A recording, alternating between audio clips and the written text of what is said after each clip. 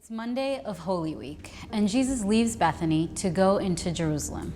Matthew 21:12 and 13 say that Jesus entered the temple and drove out all who sold and bought in the temple. He turned the tables of the money changers and the seats of those who sold pigeons. He said to them, "It is written, 'My house shall be called the house of prayer,' but you make it a den of robbers." See, Jesus enters Jerusalem, goes straight to the temple, and cleanses the temple. And here's why he does it.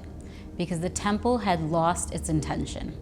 The temple was no longer being used the way it was made for.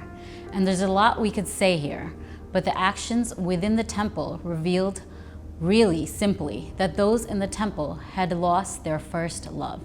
The temple was the heart of Jerusalem. And where does Jesus go? He goes straight to the heart. On this Monday of Holy Week, we have the opportunity to go straight to the heart of who we are and ask, is there anything I love more than Jesus? Maybe we could ask like this: what does my time, my money, what does that reveal about the condition of my heart? What would those things say are my first to love? Is there any paycheck, any title, any role, any relationship, any expectation, any habit that I'm willing to place at the heart of who I am in place of Jesus? On the final week of Jesus' life, he enters the temple, and he's not looking at the amount of work anyone puts in. He isn't calculating who's giving the most. He's not seeing who's the best teacher or who's at the temple the most. Jesus is after the heart of that place, that this place would exemplify everything that it was made for. And he wants the same for you and I. Scripture says our bodies are living temples. And I just want to remind us, he's not after our productivity or our paychecks or our gifts. Those are all good things to give to the Lord, but those are all secondary to what he's really going after. Jesus is going after our heart because everything in this life flows out of that. Give Jesus your heart. And yeah, he may clear some things out. He's going to overturn some stuff you've held on to, but it's because he wants your life to exemplify everything you were made for. He wants us to go back to our first love. I heard a pastor talk about the slow fade of the heart.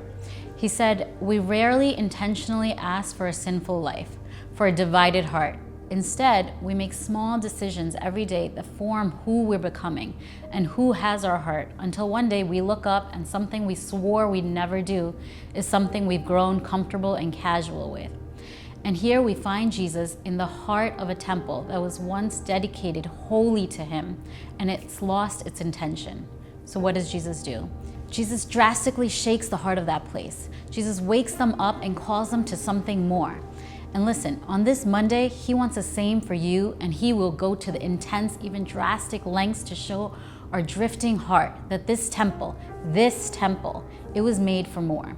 More than beginning the day walking through and ending every day bowing to a screen. Jesus wants more for you than to be an exhausted stay-at-home mom or dad, waiting for the next nap time, waiting to put them down for bedtime. He wants more for you than having a house that's perfectly put together, but you're undone. Jesus wants more for you than a full bank account, but an empty purpose. He wants more for you than a 9-to-5 that helps you get by, but you don't really have any intentionality or focus or even joy to your life. Jesus has come to give us life, in life to the full. And the cleansing of the temple, it reminds us that in order to experience the fullness of God, it begins with the emptying of everything that's stealing our heart. See, on this Monday of Holy Week, we just invite you to wake up from your casual sin. Wake up from the slow drift of a distracted and divided heart and life, and be stirred just like that city was when he came in for a Messiah that has come to bring you something better.